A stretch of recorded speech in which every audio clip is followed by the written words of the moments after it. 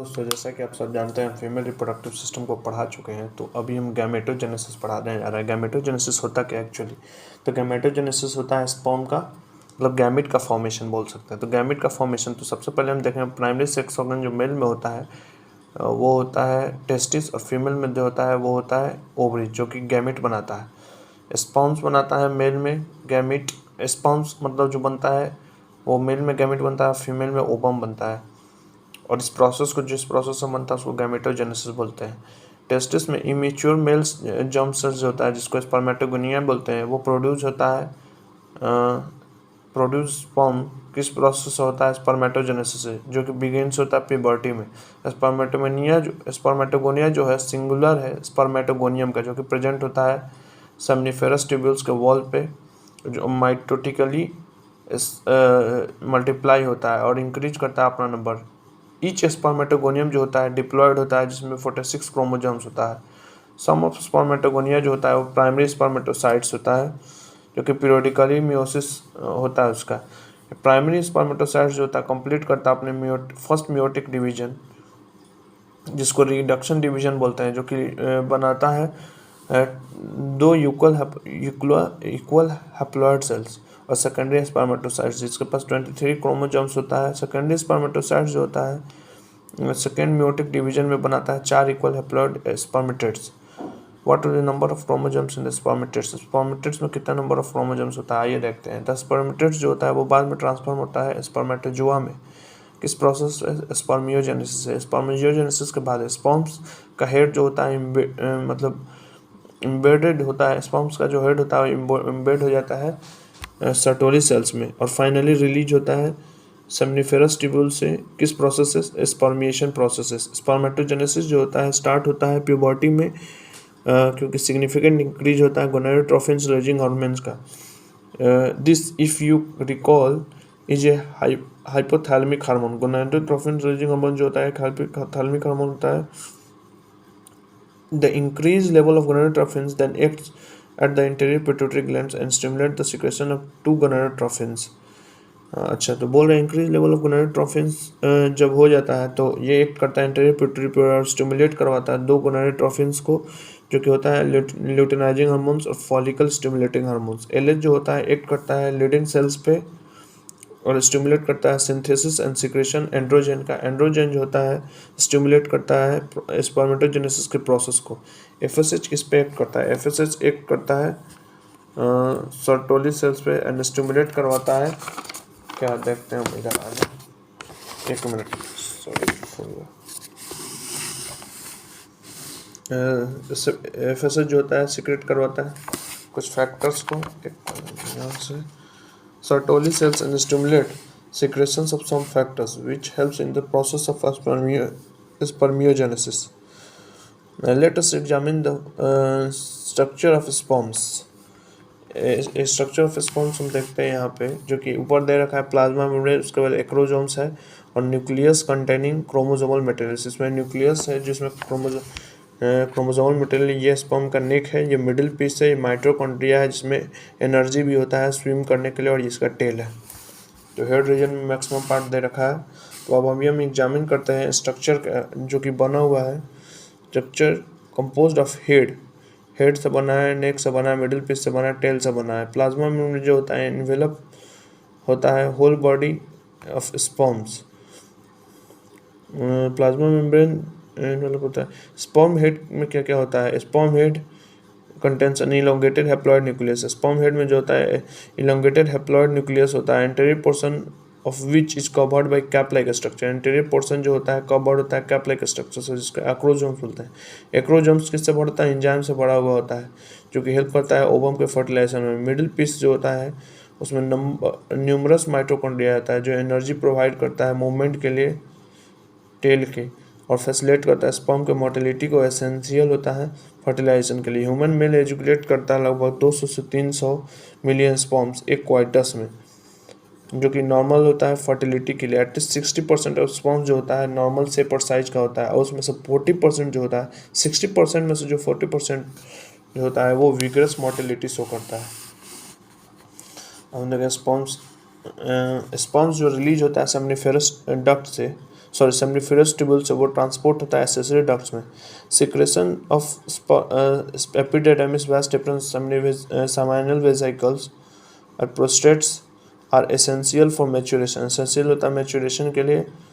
Secretion जो होता है एपिडिडाइमिस का, वास्ट डिफरेंस का और सेमिनल वेसिकल्स का और प्रोस्टेट और जो कि एसेंशियल होता है मैच्योरेशन के लिए स्पर्म का। The seminal plasma along with the sperm constitute semen. Seminal plasma जो होता है स्पर्म के साथ वो सीमेन कहलाता है। The functions of the male sex accessory ducts and glands are maintain by the testicular hormone. Functions जो होता है मेल सेक्स एक्सेसरी डक्ट्स का और ग्लैंड्स का वो मेंटेन होता है टेस्टिकुलर हार्मोन से, जिसको एंड्रोजन बोलते हैं। Process of formation of mature female gamete जो होता है वैसा प्रोसेस जिससे मैच्योर फीमेल गैमेट बनता है, जिसको oogenesis बोलते हैं, जो कि मार्केडली डिफरेंट होता है स्पर्मेटोजेनेसिस से। oogenesis जो होता है इनिशिएट होता है एम्ब्रियोनिक डेवलपमेंट स्टेज में। जब एम्ब्रियो डेवलप होता है उसी स्टेज में oogenesis होना स्टार्ट हो जाता है। जब when a couple of million gametes mother cell oogonia form within each fetal ovary, जो कि बहुत सारे मिलियन गैमेट मदर सेल जिसको oogonia बोलते हैं वो बनने लगता है फीटस के ओवरी में। No more oogonia are formed and added after birth. कोई भी oogonia जो होता है वो बर्थ के बाद नहीं ऐड होता है या बनता है। This cell start division and enter into the prophase one. ये सेल जो होता है स्टार्ट कर लेता है डिवीजन और एंटर करता है प्रोफेज वन में। म्यूटिक डिवीजन के प्रोफेज वन में टेम्परली अरेस्ट हो जाता है, अरेस्टेड उस स्टेज में अरेस्ट हो जाता है, जिसको प्राइमरी oocytes भी बोलता है। ईच प्राइमरी oocyte जो होता है सराउंडेड होता है लेयर ऑफ ग्रैन्युलोसा सेल्स है, जिसको प्राइमरी फॉलिकल्स बोलते हैं। लार्ज नंबर ऑफ फॉलिकल्स जो होता है डिजेनरेट होता है इस फेज में from birth to puberty. Therefore at puberty only 60 to 80,000 primary follicles बचता है। प्यूबर्टी में 60,000 से 80,000 प्राइमरी फॉलिकल्स बचता है हर एक ओवरी में। प्राइमरी फॉलिकल्स जो होता है वो सराउंडेड होता है बहुत सारे लेयर्स, ग्रैन्युलोसा सेल्स के लेयर्स से, न्यू थीका से और सेकेंडरी फॉलिकल से। सेकेंडरी फॉलिकल जो होता है वो ट्रांसफर होता है टर्सरी फॉलिकल्स में, जो कि कैरेक्टराइज होता है फ्लूइड फिल्ड कैविटी से, जिसको हम एंट्रम बोलते हैं। The theca layer is organise into inner theca interna. Theca layer जो होता है ऑर्गेनाइज होता है इनर थीका इंटरना में एंड आउटर थीका एक्सटर्ना में। ये इंपॉर्टेंट होता है ड्रॉ करने के लिए, आपके अटेंशन को खींचने के लिए, that it is at this stage that primary oocytes within the tertiary follicle grows in size। Primary follicle जो होते हैं, प्राइमरी oocyte जो होते हैं टर्सरी फॉलिकल, प्राइमरी oocyte जो होते हैं primary oocytes within the tertiary follicle grows in size। Primary oocyte जो होते हैं टर्सरी फॉलिकल के अंदर ग्रो करते हैं साइज में और कंप्लीट करते हैं अपने फर्स्ट मेट्रिक डिवीजन को। ये जो होता है अनइक्वल डिवीजन होता है, जो कि रिजल्ट करता है लार्ज हैप्लॉइड सेकेंडरी oocytes के फॉर्मेशन में and tiny first polar body बनाता है। द सेकेंड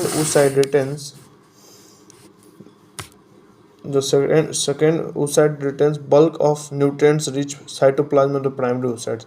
सेकेंड oocyte जो होते हैं वो रिटेन करते हैं और बनाते हैं nutrient rich cytoplasm primary oocytes का। Can you think of any advantage for this? क्या आप सोच सकते हैं इसके एडवांटेज?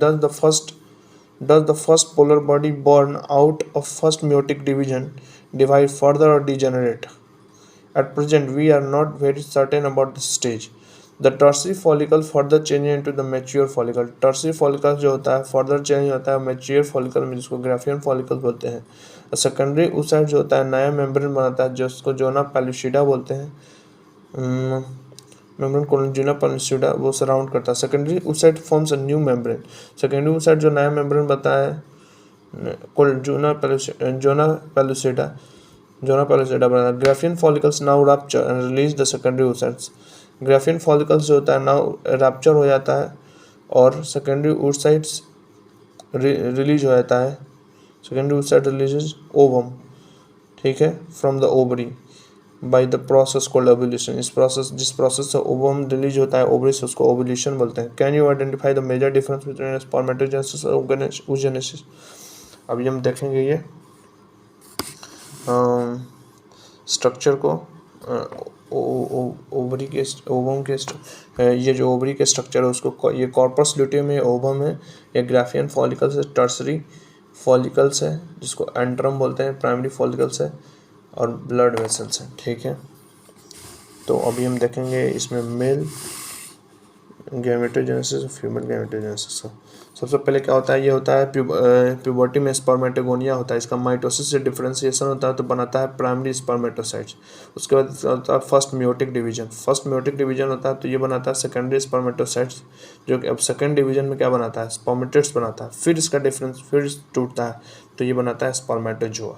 तो सबसे पहले स्पर्मेटोगोनिया होता है, लास्ट में बनता है स्पर्मेटोजोआ, और बाकी का ये प्रोसेस ध्यान में रखना है। तो अभी हम इधर देखेंगे फीमेल के स्पर्मेटोजेन, फीमेल जो बनता सॉरी फीमेल का oogenesis जो होता है कैसे होता है। तो फीमेल का oogenesis जो होता है फीटल लाइफ का है ये। ओगोनिया में माइटोसिस तो प्राइमरी स्पर्मेटोसाइट्स, ये फीटल लाइफ में प्राइमरी स्पर्मेटोसाइट्स बनता है। और फीटल लाइफ में बर्थ और उसके बाद चाइल्डहुड और प्यूबर्टी तक ये होता है। प्राइमरी स्पर्मेटोसाइट्स जो होता है फर्स्ट मियोटिक डिवीजन कंप्लीट होता है, फर्स्ट मियोटिक डिवीजन होता है जो कंप्लीट होता है प्रायर टू ओवुलेशन, मतलब प्यूबर्टी तक। तो ये है, इसमें फर्स्ट पोलर बॉडी बनता है और सेकेंडरी ओसाइट्स बनता है। एडल्ट रिप्रोडक्टिव लाइफ में फिर सेकेंड पोलर बॉडी बनता है और ये इधर ओवम बनता है। तो अभी इतना पढ़ के हम स्पर्मेटोजेनेसिस प्रोसेस को गैमेटोजेनेसिस प्रोसेस को कंप्लीट कर लिया। अभी हम इसके बाद पढ़ेंगे मेंस्ट्रुअल साइकिल को।